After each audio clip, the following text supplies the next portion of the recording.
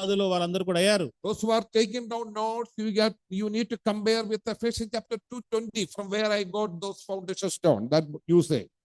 ఎఫెసీయులకు రాసిన పత్రిక 2వ అధ్యాయము 20వ వచనంలో నేను చెప్పే ఈ వ్యక్తులందరూ కూడా అక్కడ పునాదిరాలుగా మారారు అని మీరు రాసుకున్న వాళ్ళు దయచేసి రాసుకోండి. At that point of time, they were told disciples only, followers of Jesus Christ. ఆ సమయంలో యేసుక్రీస్తు ప్రభువారిని వెంబడించే శిష్యులుగా 12 మంది మాత్రమే ఉన్నారు. But subsequently they became the foundation stone of the church. అయితే Church universal. ఆ సార్వత్రిక సంఘానికి వారందరూ కూడా ఎంతో పునాదులుగా వారందరూ కూడా మారిపోయారు, పునాది రాయిగా మారిపోయారు. Thus the upper room ministry was focused to the church, the believers only, nobody else, only the church, to the church. కనుక మేడగదిలో చేయబడిన ఆ యొక్క ప్రసంగము లేకపోతే పరిచర్య అనేది విశ్వాసులకు సంఘమునకు సంబంధించిన వాక్కులుగా మాత్రమే మనం చూడాలి. And I used to compare these 3 discourses like the tabernacle.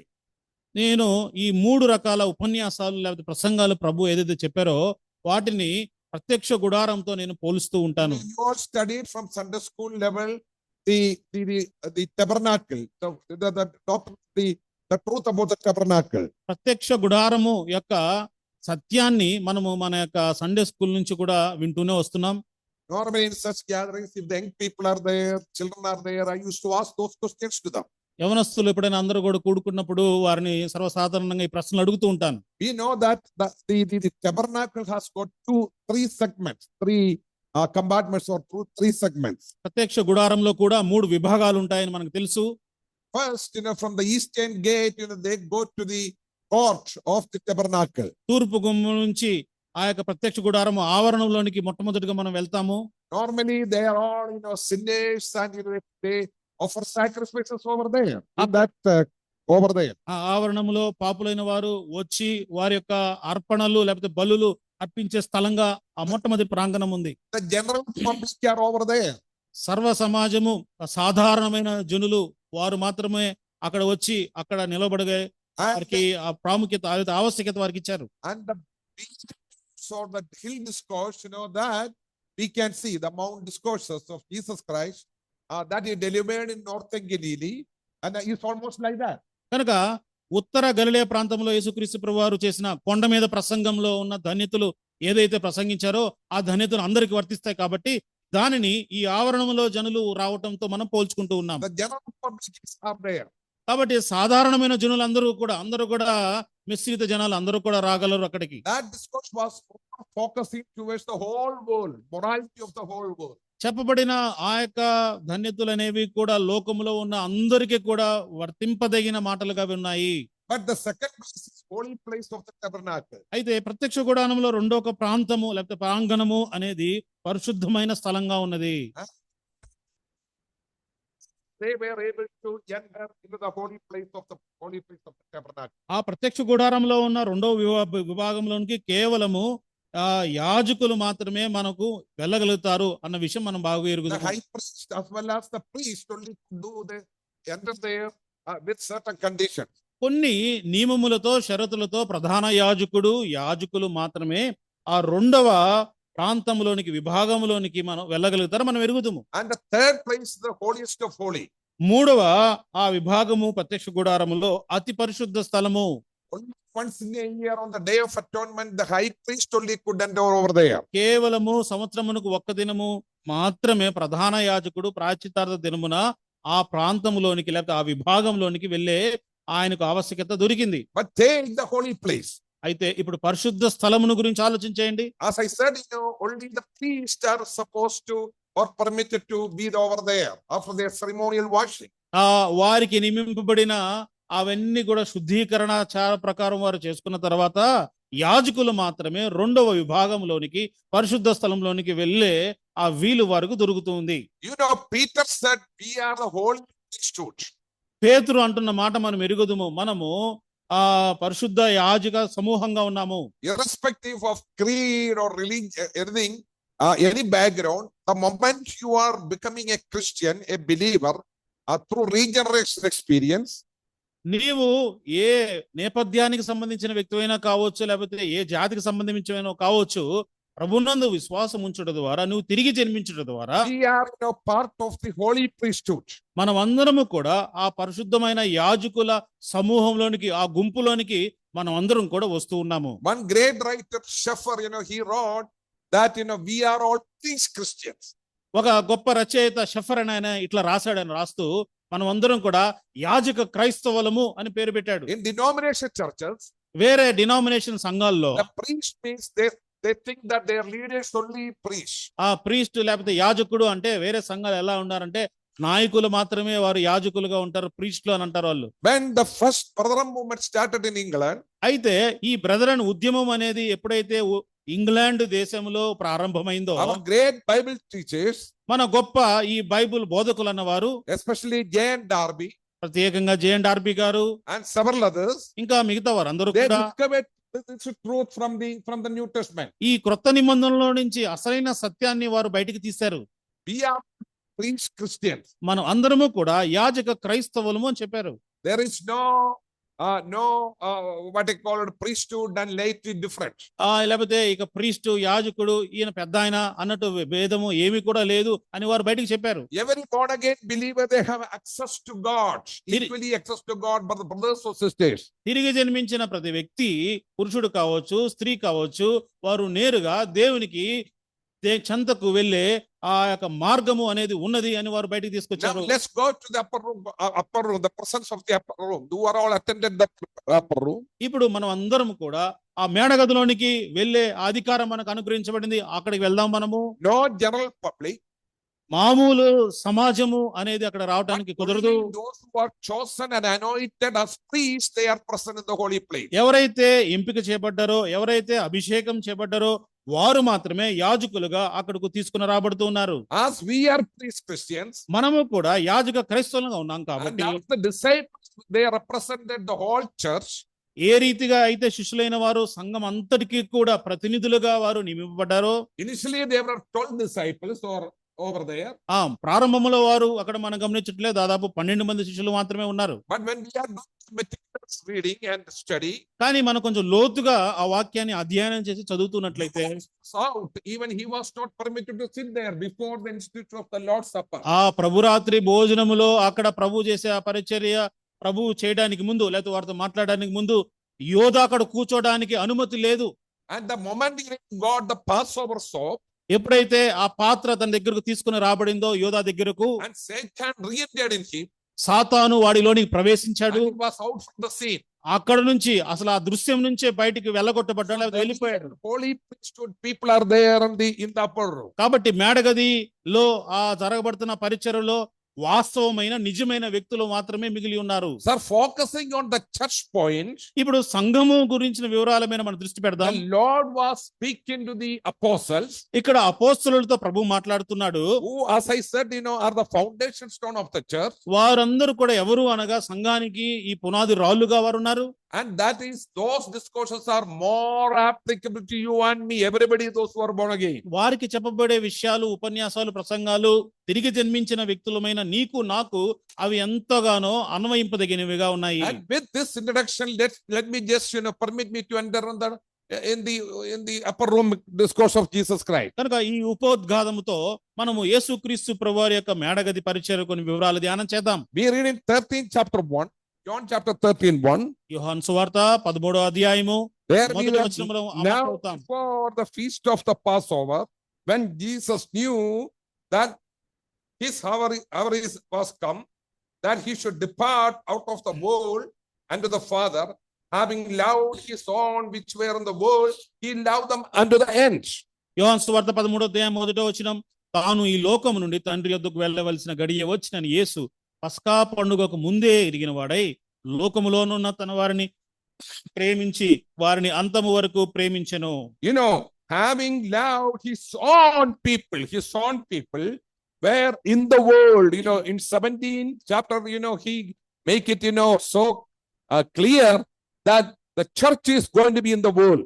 ఇక్కడ గమనించండి 13వ వచనం చివరి లైన్ లో లోకములో నున్న తన వారిని ప్రేమించి అనే మాట ఇక్కడ ఉంది. అయితే 17వ అధ్యాయములో సంఘము అనేది తన లోకముగా ఉన్నది అని అక్కడే వివరంగా చెప్తూ ఉన్నారు. The church was established by the by the baptism of the Holy Spirit on the day of Pentecost. Pentecost దినాన పరిశుద్ధాత్మ బాప్తిస్ము ద్వారా And the, సంఘము అనేది స్థాపించబడింది. and the last hour of the church will be on the day of rapture, as we read in 1 Thessalonians chapter 4.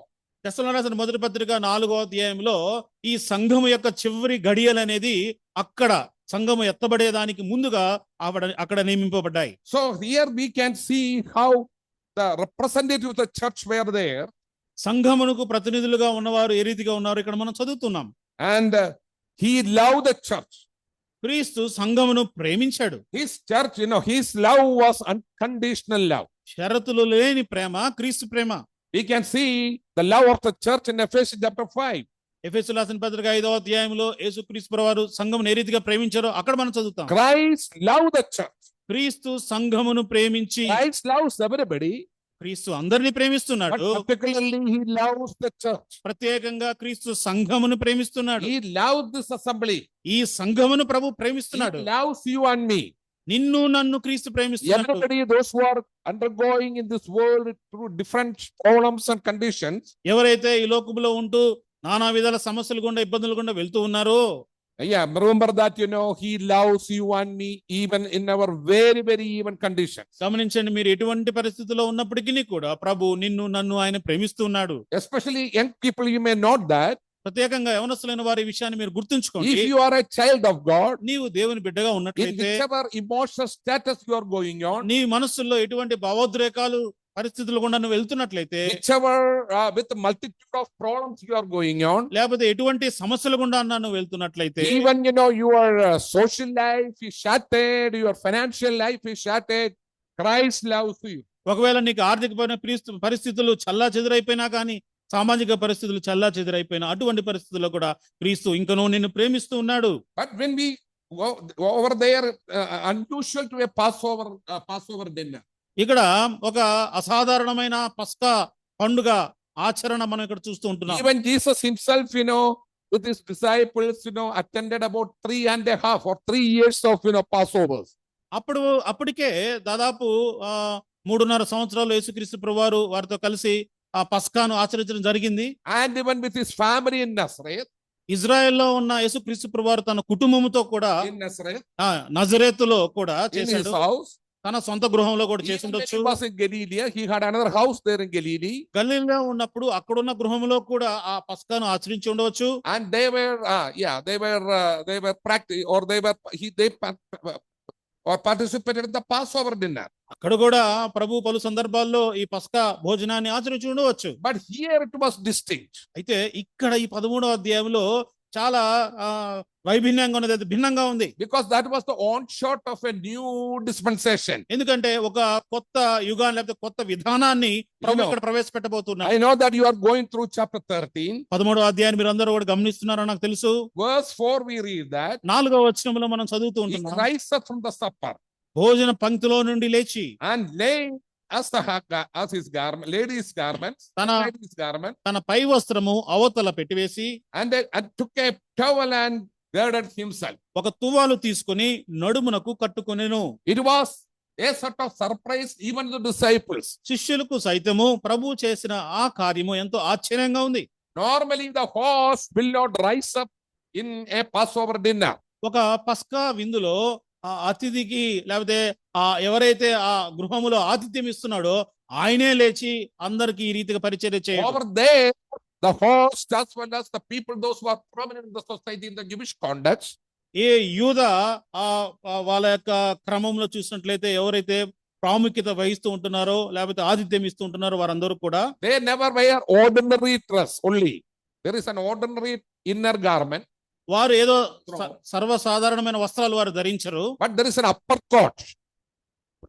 Yeah, upper coat. పైన వారు వస్త్రాలు ధరించి చూసినట్లయితే పైన మంచి వస్త్రం ధరిస్తారు వారందరూ కూడా. The Arabs are cousins to Jews. యూదులకు అరబీయులు అయిన వారు లేకపోతే సహోదరులు అవుతారు, రకంగా తమ్ముళ్ళు అవుతారు లేకపోతే అన్నలు అవుతారు. But Joseph was in the capital city of Saudi Arabia.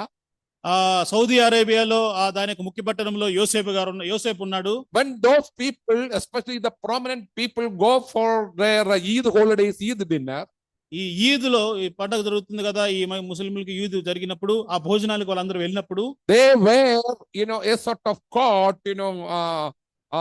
robe, upper garment, upper. చూడండి, పైన వాళ్ళు మామూలు వేసుకునే దుస్తులకు ఇంకా పైన కూడా మంచి ఒక పై నుంచి నిలువుగా కింద వరకు ఉండే ఆ వస్త్రాన్ని ధరిస్తారు. When over there, అయితే ఇక్కడ జరుగుతున్న విషయము, they need not get up అక్కడ జరుగుతున్నప్పుడు వారందరూ కూడా for లేయాల్సిన any అవసరం లేదు.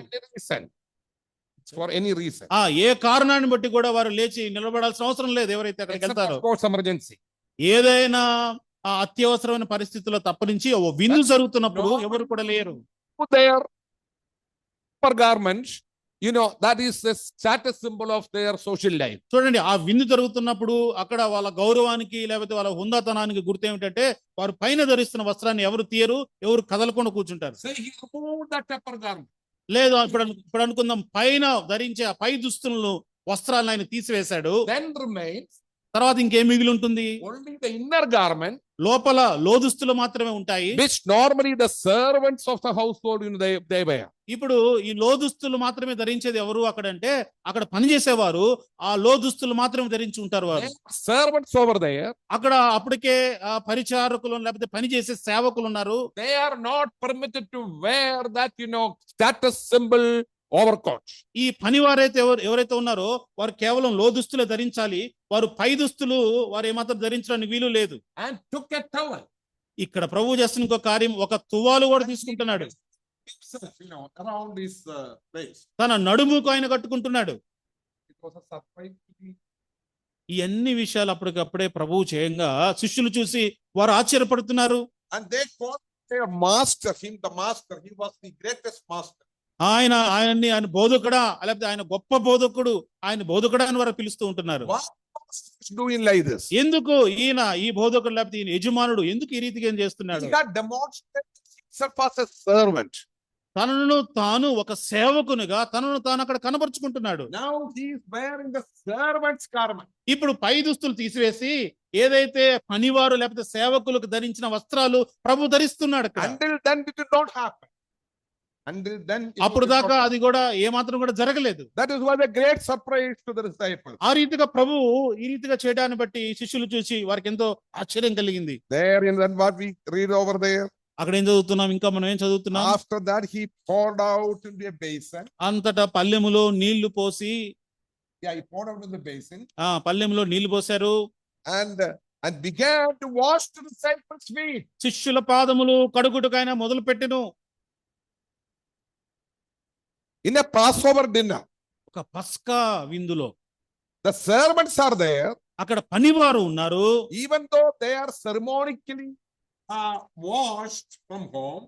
వాళ్ళ ఇంటి నుంచి వచ్చేటప్పుడు అప్పటికే ఆ ఆచారాలు ఏదైతే ఉంటాయో శుద్ధీకరణ ఆచారాలు అప్పటికే వారు శుద్ధీకరించబడ్డారు. Always in the Passover dinner.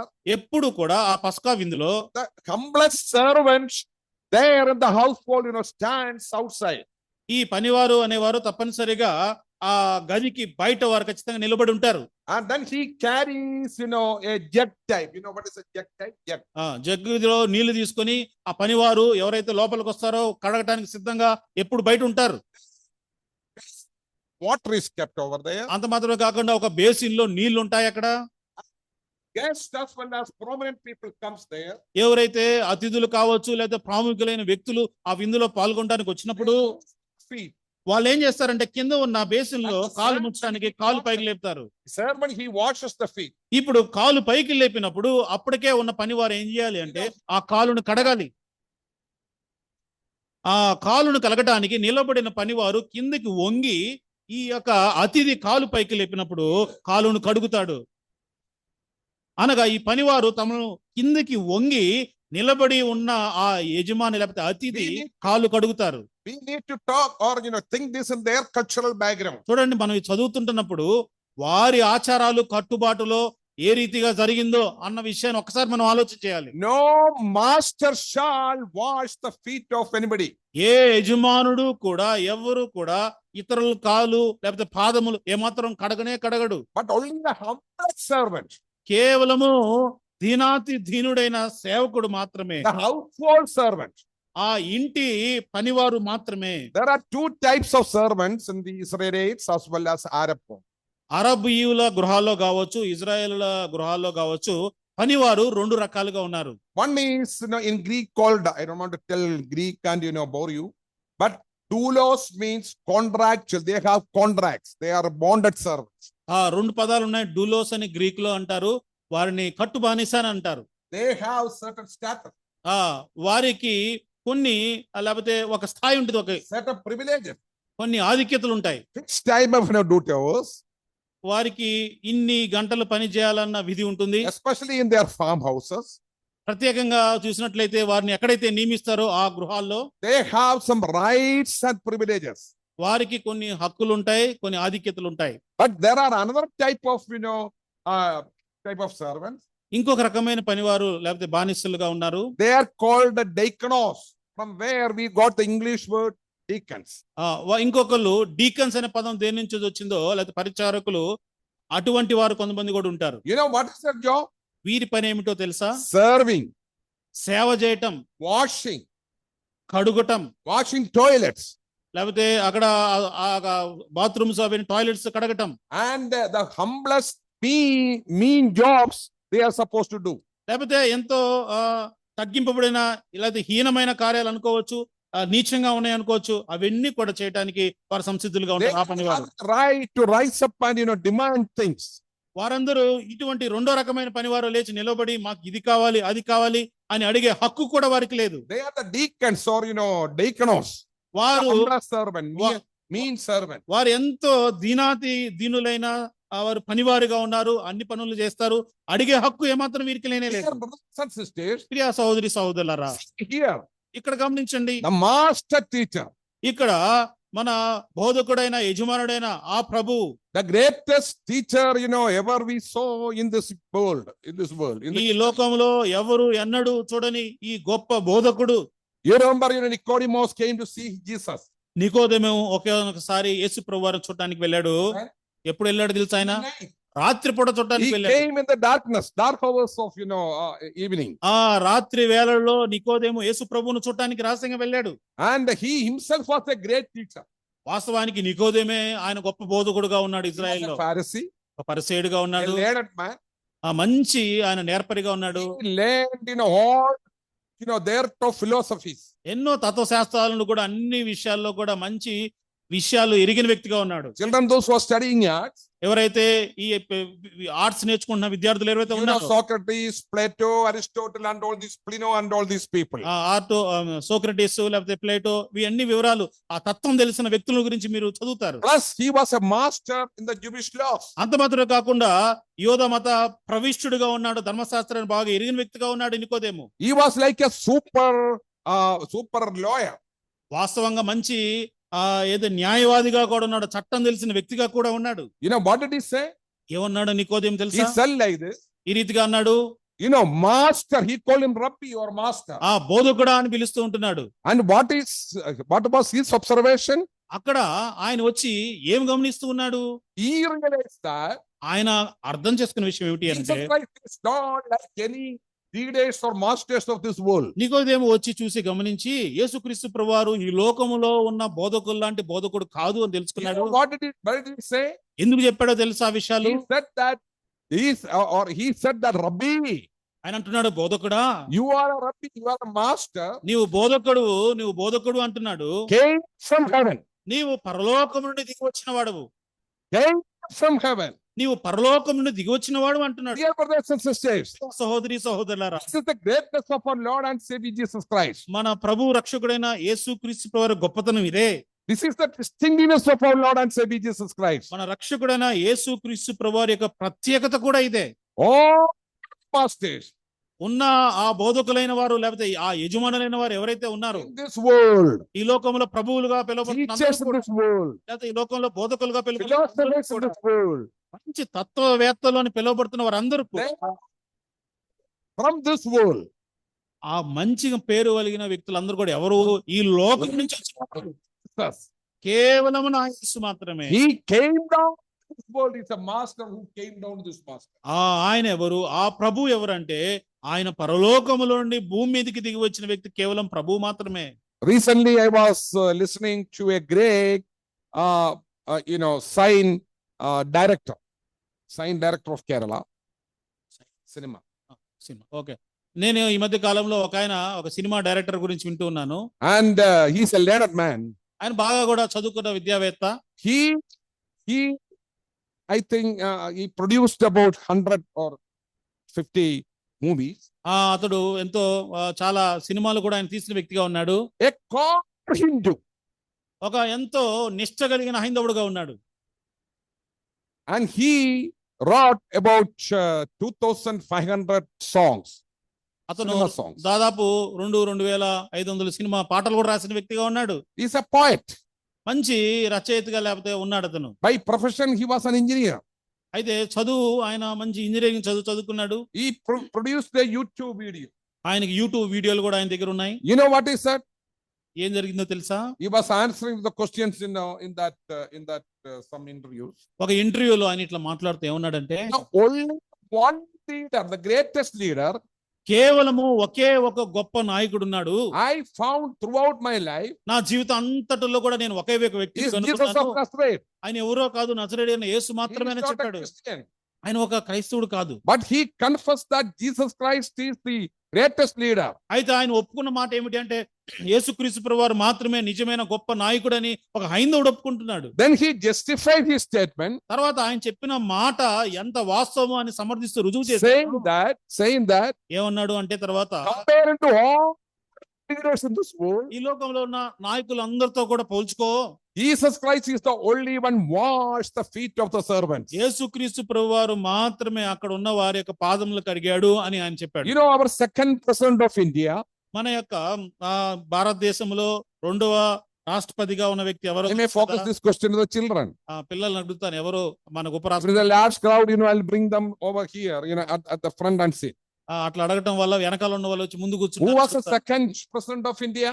మనకు రెండవ రాష్ట్రపతి ఎవరు? They're all learned people. రెండవ రాష్ట్రపతి ఎవరో చెప్పండి. Who was that? ఎవరు Who was that? రెండవ Sarvepalli Radhakrishnan. సర్వేపల్లి రాధాకృష్ణ గారు. And he was a philosophy, the Indian philosophy is, father. He's known as Indian philosophy, father of Indian philosophy. భారతదేశపు తత్వశాస్త్రపు పితామహుడుగా సర్వేపల్లి రాధాకృష్ణ గారిని He పిలిచారు. was teaching in Chennai Presidency College as a philosophy professor. చెన్నైలో presidency కాలేజీలో ఆ తత్వశాస్త్రానికి head of the department గా కూడా సర్వేపల్లి రాధాకృష్ణన్ గారు పనిచేశారు. One day in his classroom, ఒకనొక రోజు తన యొక్క తరగతి గదిలో one student, a Hindu student asked, ఒక హైందవ విద్యార్థి ఈ రీతిగా అడిగాడు. and he asked this question, he posed a question. ఒక ప్రశ్నను రాధాకృష్ణ గారిని అడిగారు. The question was, who is the greatest leader? ప్రశ్న ఏమిటంటే, ఎవరు గొప్ప నాయకుడు, Greatest guru. గొప్ప గురువు ఎవరు? And he knows all the greatest gurus. ఇప్పుడు అందరు గురువుల గురించి తెలుసు ఈయనకి. All the Western gurus, ఆ పాశ్చాత్య దేశంలో ఉన్న గురువుల గురించి కూడా Eastern తెలుసు. gurus, అది తూర్పు వైపున ఉన్న గురువుల గురించి especially in the తెలుసు. Sikh, there are 10 gurus. Sikh మతంలో 10 మంది గురువులు ఉంటారు. And Guru Nanak, Kandil, Guru Govind Singh. Guru Nanak అని, గురు గోవింద్ సింగ్ అని చాలా మంది గురువులు ఉంటారు. He knows every aspect of their life. వారి జీవితంలో ప్రతి ఒక్క అంశం కూడా బాగా తెలుసు ఆయనకు. But he answered this question. అయితే విద్యార్థి అడిగిన ప్రశ్న, Jesus of Nazareth. గురువులందరిలో కూడా గొప్ప Follow him. నజరేయుడైన యేసు, Follow him. ఆయనను మాత్రమే వెంబడించండి అని He చెప్పి. is what made Jesus the greatest leader. ఏ విషయము అనేది యేసుక్రీస్తు ప్రభువారిని గొప్ప నాయకుడిగా నిలవబెట్టింది. There are many reasons for that. కారణాలు చెప్పుకోవాలంటే చాలా కారణాలు ఉన్నాయి. అయితే ఈ సందర్భంలో Of the disciple. తన శిష్యులను పాదములను కడుగుతున్న ప్రభువు అనేది ఒక కారణంగా చూడవచ్చు. మనము పాత నిబంధన గ్రంథంలోనికి వెళ్ళినప్పుడు, లేకపోతే పాత నిబంధన గ్రంథం చదివితే అక్కడ మనం ఏం చదువుతున్నాం? Elisha The water of Elijah. ఏలియా చేతుల మీద ఏ రీతిగా నీళ్లు పోసాడు మనం. Elisha at that point of time, Elisha ఆ సమయంలో ఏం చేస్తున్నాడు? he was, a servant, acting like a servant. ఒక పనివాడిగా ఆయన పనిచేస్తారు, ఆయన చూపిస్తుంటున్నాడు. Like Timothy and Titus and all, servants of Paul and other Lord's servants. పౌలుకు, తిమోతి, మిగతా వాళ్ళు ఎట్లయితే సేవకులుగా ఉన్నారో అక్కడ కూడా ఆయన రీతిగా ఉన్నాడు. He poured the water and washed his feet. ఆయన పాదం ఆయన చేతుల మీద నీళ్లు పోస్తూ ఆయన ఆ రీతిగా కడుగుతూ But ఉంటున్నాడు. here we can see అయితే ఇక్కడ మనం స్పష్టంగా the చూస్తూ ఉంటున్నాం, master Rabbi becoming a servant. ఇక్కడ ఆ ప్రభువు అయిన ఆ యొక్క బోధకుడు సేవకుడుగా మారిపోతున్నాడు. First time the disciples, those who brought up in the Jewish background, ఎవరైతే మొట్టమొదటిగా ఈ యూద నేపథ్యం కలిగిన వ్యక్తులు ఎవరైతే ఉన్నారో he saw a Rabbi వారు ఆ విషయాలను తెలిసిన వారందరూ ఒక Who is బోధకుని ready- చూస్తుంటున్నారు. who is ready to serve others. మొట్టమొదటిసారిగా ఒక బోధకుడు లేకపోతే ఒక రబ్బీగా ఉన్న వ్యక్తి వేరే వాళ్ళని సేవిస్తూ ఉంటున్నాడు. There are many conversations are taking place. తర్వాత 13వ అధ్యాయంలో చాలా సంభాషణ జరుగుతున్నాయి. And when it comes to verse 12, 12వ వచనంలో మనం గమనించినప్పుడు there Jesus was continuing to speak to them, giving the teaching actually. ఇంకా వారితో మాట్లాడుతున్నాడు, కొన్ని విషయాలు వారికి నేర్పిస్తూ ఉంటున్నాడు. And there we can see that. 13వ అధ్యాయం 12వ వచనంలో చదువుతున్నాం. So after he had washed their feet వారి పాదములను కడిగిన తర్వాత and had taken his garments, మరలా తన పై వస్త్రము he వేసుకున్న rewore his upper garment కడిగి పాదములు కడిగిన తర్వాత తన పై వస్త్రమును తిరిగి వేసుకున్న తర్వాత and was set down again ఆయన మరలా కూర్చుండి in the leaning chair of Passover. మరలా ఆ వీలుగా వాలుగా ఉన్న ఆ తన యొక్క స్థలములో కూర్చున్నాడు. He spoke to them. ఇప్పుడు వారితో మాట్లాడుతున్నాడు. And then the servants, they were all, these disciples were silent. అప్పటి వరకు ఎవ్వరు ఏమి మాట్లాడట్లేదు, ప్రభు చేసే విషయాలు చూస్తూ కూర్చున్నారు. Silence with surprise. ఆశ్చర్యముతో మౌనముగా వారు కూర్చున్నారు. Then you know what he asked a question. అవన్నీ చేసిన తర్వాత ప్రభు వారిని That ఒక was ప్రశ్న అడుగుతున్నాడు. Introverted question. వారిని లేకపోతే వారిని ప్రశ్నిస్తూ వాళ్ళ ఆలోచన చేసే గురి చేసే Like the teachers, those who do that. చూడండి, ఇక్కడ ఉపాధ్యాయులు అడుగుతూ ఉంటారు కదా పిల్లల్ని ప్రశ్న అట్లా. And I know that there are many upadhyas here. ఇక్కడ చాలా మంది టీచర్లు ఉపాధ్యాయులు ఉన్నారని నేను ఎరుగుదును. And they do the same thing. వారు కూడా ఒక పాఠం చెప్పిన తర్వాత పిల్లల్ని ఇట్లా అడుగుతారు కదా. Especially in the mathematics class. లెక్కల లేకపోతే మ్యాథ్స్ క్లాస్ లో అడుగుతూ ఉంటారు పిల్లల్ని. They show some symbols as well as some sort of,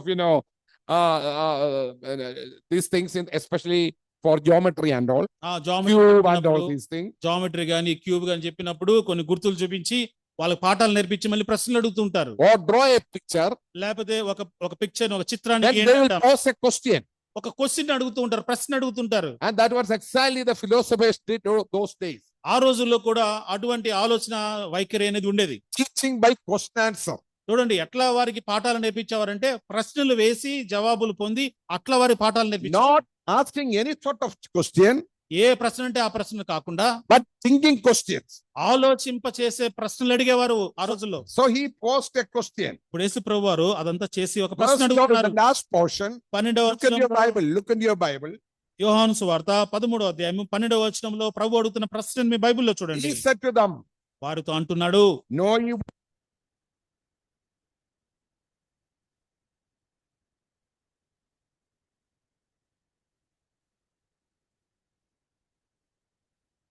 there." అక్కడ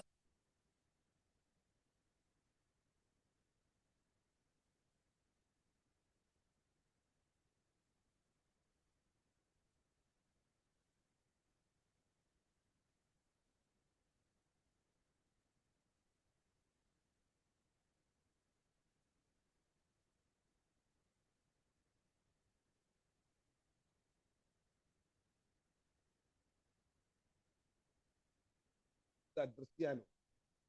Okay. So he asked a question. ఒక ప్రశ్న అడుగుతున్నాడు.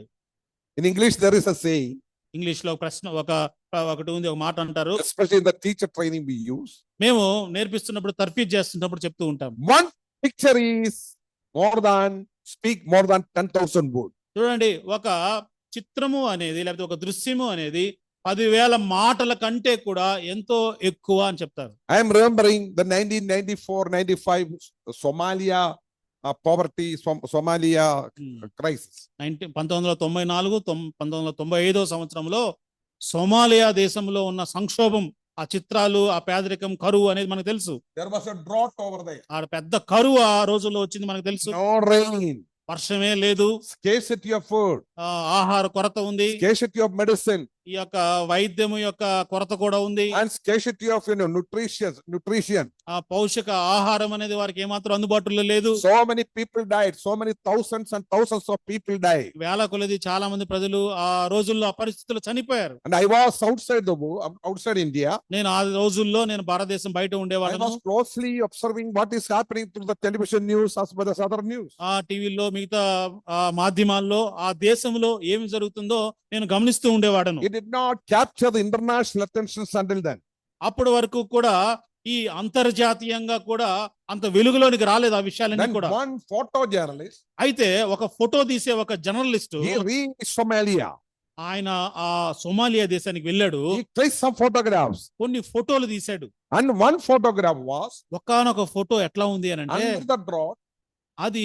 అది చాలా కరువుగా ఉన్న Somewhere there ప్రాంతం. was a tree. ఎక్కడో ఆ కరువు ప్రాంతంలో ఎక్కడో ఒక చిన్న మొక్క ఉంది. Under that, లేకపోతే ఒక చెట్టు, ఆ చెట్టు కింద in a handcart. ఒక తోపుడు బండిలో When we go to supermarket, we get, handcart. ఒక తోపుడు బండి ఉంది. ఒక తోపుడు బండి ఉంది. And one woman, she's not dead, but she's over there, half dead over. ఒక ఆమె ఫోటో తీశాడు. అది ఎట్లంటే ఆమె పూర్తిగా చనిపోలేదు కానీ సగం చనిపోయిన వ్యక్తిగా ఒక స్త్రీ అక్కడ ఉంది. Only skeleton. కేవలం ఒట్టి ఎముకలు మాత్రమే కనబడుతున్నాయి. అస్థి పంజరం. అర్ధనగ్నంగా ఉంది ఆవిడ. You know what he did? ఏం చేశాడో తెలుసా ఆయన? He took a photograph. ఆమె ఫోటోను అట్లానే తీశాడు. He was a photojournalist of National Geographic picture. I saw that picture. అంతర్జాతీయంగా కూడా ఈ నేషనల్ జియోగ్రఫిక్ దాంట్లో ఫోటోలు తీసే వ్యక్తి ఆయన. And that photo was published by an article internationally. It became very, very famous. ఈ ఫోటో తీసుకొని వెళ్ళి ఇప్పుడు ఆ పేపర్ లో వేసినప్పుడు అంతర్జాతీయంగా అందరూ కూడా దాన్ని చూశారు. It caught in the emotions of the people in the West and all these places. అన్ని ప్రాంతాల్లో ఉన్న జనులందరూ, పాశ్చాత్య దేశాల్లో ఉన్న వారి యొక్క దృష్టి ఆ ఫోటో మీద పడింది.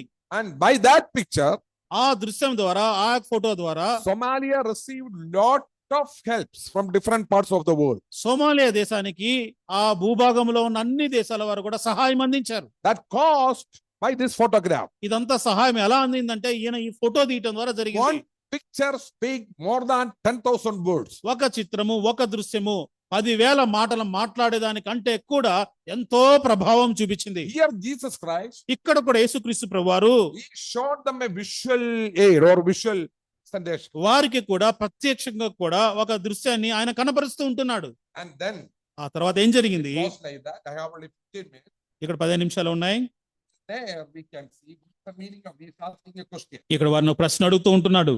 What is that? ఇక్కడ ప్రభు వారిని ఏమని అడుగుతూ ఉంటున్నాడు అని అంటే, A servant. ఎందు నిమిత్తమో ఒక సేవకునిగా తాను అక్కడ చేశాడు అని అడుగుతున్నాడు. He posed a question, knowing what I have done. నేను మీకు చేసిన పని మీకు తెలిసినదా అని అడుగుతున్నాడు.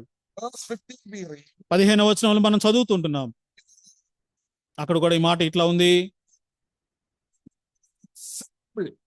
నేను మీకు ఒక మాదిరిని ఇలాగు చేసి తిని, A picture. లేకపోతే మీకు ఒక సాదృశ్యంగా నేను చేశాను. A picture.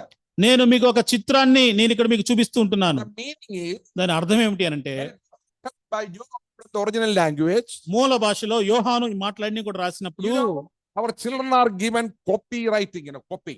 మన పిల్లలు కూడా స్కూల్లో కాపీ రైటింగ్ ఇస్తుంటారు. కాపీ బుక్స్, కాపీ రైటింగ్ రాస్తా In the ఉంటారు. first line, మొదటి వరుసలో ఏముంటుందంటే, that line or that model, that is a model. మొదటి వరుసలో అప్పటికి ఏదో మాటలు రాసుంటారు. అది Teachers మోడల్గా know that very well. టీచర్లు అయిన వారికి అది బాగా తెలుసు. And second line onwards, రెండో లైన్ నుంచి ఏం చేయాలి పిల్లలు? they are supposed to draw or write, the way, exactly the way the teacher has wrote over there in that copy.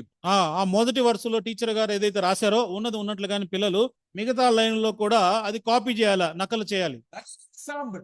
అది కేవలం ఒక ఉదాహరణ, మాదిరి మాత్రమే. అది కేవలం మాదిరి మాత్రమే. That's an example to follow. అది మనము అనుసరించదగిన మాదిరి మాత్రమే. Jesus wanted to teach them a lesson. ఇక్కడ యేసుక్రీస్తు ప్రభువారు వారికి ఒక పాఠం నేర్పించాలనుకుంటున్నాడు. A very lesson. చాలా ప్రాముఖ్యమైన పాఠం అది.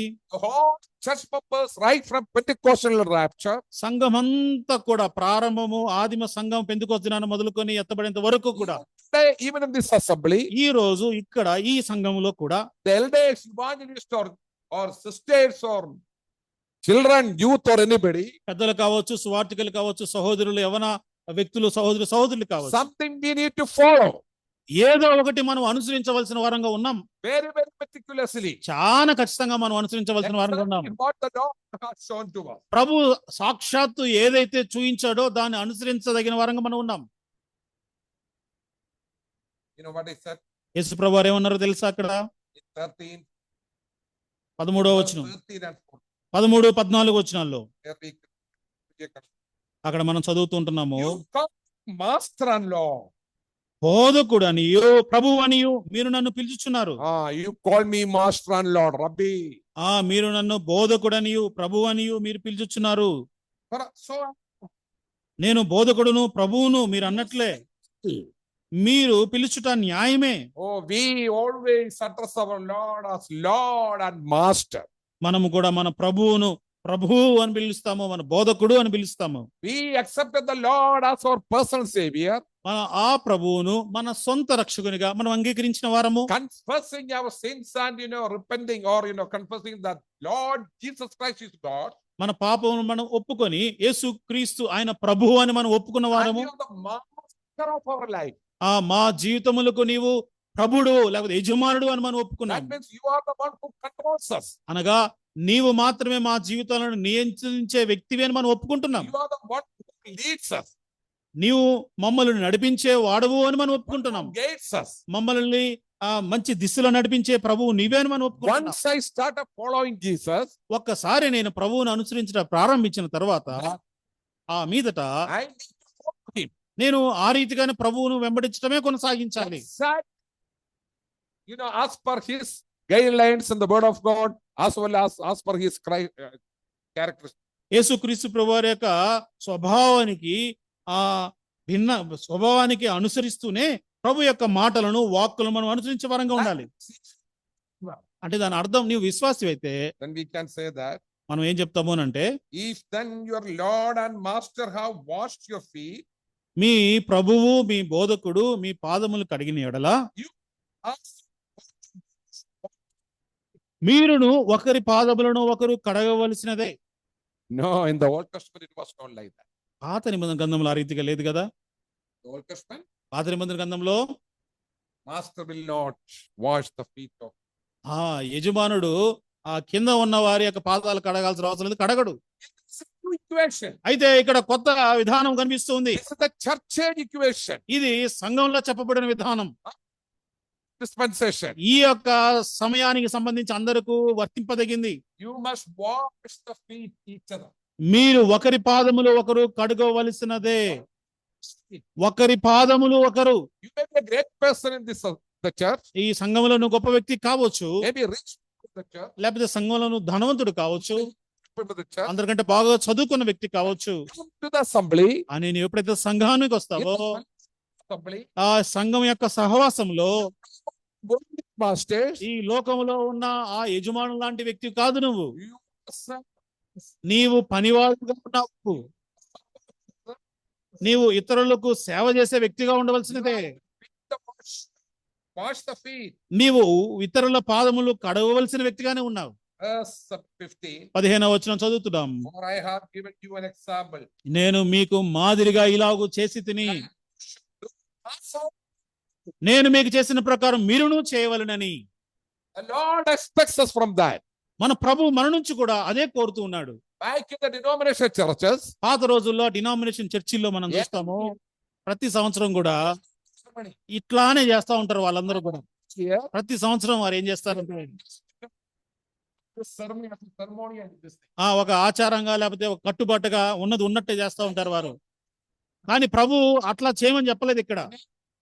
Our life, మన జీవితంలో యొక్క ప్రతి ఒక్క వైఖరి పరిస్థితుల్లో our life, లేకపోతే మన యొక్క జీవన విధానంలో perform life, లేకపోతే మన యొక్క జీవిత ప్రతి ఒక్క అంశంలో కూడా open.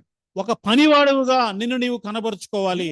The leaders of church, నీవు సంఘములో నాయకత్వ బాధ్యతలు ఉండవచ్చు, servant, అయినప్పటికీ నువ్వు పనివాడుగానే చేయాలి. servitude attitude, నీ యొక్క వైఖరి అనేది పనిచేసే వైఖరి అనేది నీలో కనపడాలి. not an yearly business to do. ఏదో సంవత్సరానికి ఒక్కసారి మాత్రమే మనం అట్లా చేయాలి అంటే ప్రభు చెప్పలేదు. our Christian life or assembly life, కనుక మన దైనందిక క్రైస్తవ జీవితం కావచ్చు, సంఘ యొక్క జీవితంలో కావచ్చు, then you know what is happening. తర్వాత ఏం జరుగుతుందో తెలుసా? Jesus was the background for Jesus to speak. ఈ రీతిగా ప్రభు ఎందుకు మాట్లాడుతున్నాడంటే ఒక కారణం ఉంది, వెనకాల ఒక నేపథ్యం కూడా ఉంది. God wants us to serve. దేవుడు కూడా మనము ఇతరులకు సేవ చేసే వారంగా ఉండాలి అని ప్రభు కోరుతున్నాడు. Each of the brothers, సహోదరులు కావచ్చు, సహోదరులు కావచ్చు, ఒకరికి ఒకరు ఈ రీతిగా చేయాలని ప్రభు when కోరుతున్నాడు. it comes to practical level, మన ఆచరణలలో ఈ విషయాలన్నీ కూడా ఎప్పుడైతే పెట్టాల్సి వస్తుందో, church, world, ఆ లోకరీతిగా ఆలోచన చేసినట్లయితే ఎంతో దీనులైన వ్యక్తులు సంఘంలో ఉండవచ్చు. you know, it's attracted and influenced by one of the actors, one of the missionaries in Kerala. కేరళలో ఉన్న ఒక మిషనరీ గారి యొక్క జీవితాన్ని చూసి నేను ఎంతగానో ప్రభావితం చెందాను. You know, the brother movement came to Kerala, Andhra and Tamil Nadu. ఈ బ్రదరన్ మూవ్మెంట్ అనేది కేరళకు, తమిళనాడుకు, ఆంధ్ర నుంచే వచ్చింది. Some people think that it's all started in Kerala. No, కొంతమంది ఏమనుకుంటారు కేరళ నుంచి అనుకుంటారు, కానీ కాదు. it started by A. Norris, there in Godavari Styrando. Godavari ప్రాంతంలో ఏ నోరిస్ అనే వ్యక్తి ద్వారా ఈ బ్రదరన్ ఉద్యమం ప్రారంభమైంది. It took about another 50 or 60 years to Kerala. దాని తర్వాత 50-60 సంవత్సరాలకు అది కేరళకు ఆ రీతిగా వ్యాప్తి చెందింది. From Tamil Nadu came and taught the brother doctrine in Kerala. ఈ నోరిస్ గారి యొక్క అనుచరులైన వారు తమిళనాడు ప్రాంతం నుంచి కేరళకు వెళ్లి వారు ఈ సిద్ధాంతాన్ని, ఈ బోధన అంతా కూడా నేర్పించారు. Missionaries from England as well as other places. ఆ రోజుల్లో లేకపోతే మనం గమనించినట్లయితే ఇంగ్లాండ్ నుంచి కావచ్చు, వేరే దేశాల నుంచి కావచ్చు, మిషనరీలందరూ కూడా వచ్చి పరిచయం చేసే యుగం. German missionary. అక్కడ జర్మన్ మిషనరీ గారు కూడా ఆ దినాల్లో ఉన్నారు. V. Nagel. వి నాగెల్ అనే జర్మనీ మిషనరీ గారు. ఆయన మలయాళం నేర్చుకున్నాడు. Lot of songs. ఎన్నో పాటలు కూడా ఆయన రాశాడు. ఆయన గురించి నేను చదువుతూ వచ్చాను. I went and saw the place, he was staying. ఎక్కడైతే ఆయన నివాసం ఉన్నాడో ఆ ప్రాంతాన్ని నేను చూశాను. For some time, అయితే కొన్ని దినాల వరకు Cochin city. కొచ్చిన్ ప్రాంతంలో కూడా కొన్ని దినాలు ఆయన జీవించాడు. People in that area. ఆ ప్రాంతంలో ఉన్న నిరుపేదలైన వారి మీద కూడా ఆయన కొంచెం దృష్టి పెట్టాడు. There people was scavenging. ఆ స్కావెంజర్స్ లేకపోతే చిన్న చిన్న పనులు చేసేవారు ఉంటారు కదా, శుభ్రపరిచే పనులు. Fishermen. ఆ చేపలు పట్టేవారు ఉన్నారు అక్కడ. ఇప్పుడు ఆ శుభ్రం చేసే పని వారంతా ఉంటారు కదా, వారి పనులు ఏంటి? In that city there was no drainage system. ఆ రోజుల్లో ఈ డ్రైనేజ్ వ్యవస్థ, నీళ్లు పారే వ్యవస్థ సరిగా లేదు. Every morning, ప్రతిరోజు ఉదయం కూడా scavengers, ఈ శుభ్రం పరిచయం చేసే ఈ పనివారు వారు ఆ డబ్బాలు తీసుకొని వారందరూ కూడా వెళ్తారు. the human waste. ఈ మానవ మాలిన్యాన్ని కూడా వారందరూ కూడా తీసుకుంటారు. And they throw that in the tin.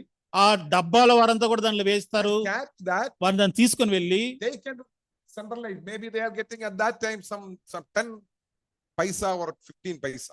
వారు చేసే పనికి ఎంతో 10 పైసలు లేకపోతే తక్కువ పైసలు, చాలా తక్కువగా వచ్చేది వారికి. And no common people will associate with them. వారితో పాటు ఎవరు మామూలు మిగతా జనాలు ఎవరు కూడా రావడానికి వారు ఇష్టపడరు. This Nagel, ఈ వి నాగలైన ఈ మిషనరీ గారు evangelized them.